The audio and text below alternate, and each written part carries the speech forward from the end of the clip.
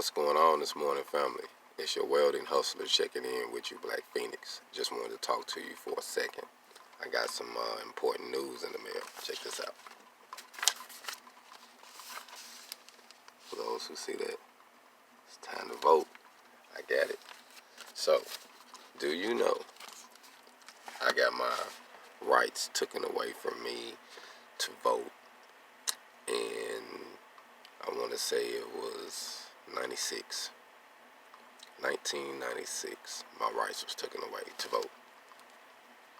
I went to prison, and it was when I got out of prison, then I had to get off parole, then I had to maintain myself off parole to be able to get this. So, I'm kind of excited to be able to vote.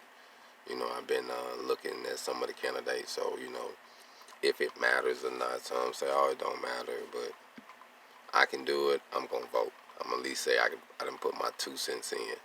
Then that way I can be able to talk stuff. You know what I'm saying? But I feel like you ain't even got the right to talk stuff if you don't go. If you don't go vote.